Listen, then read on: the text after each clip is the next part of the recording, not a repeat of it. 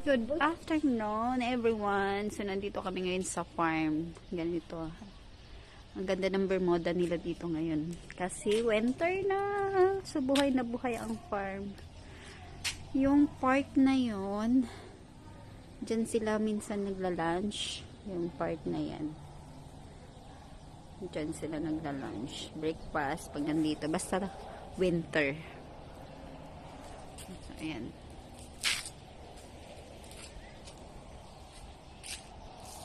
Ayan. Ito naman namatay siya nung summer. So ngayon bumabalik na yung ganda.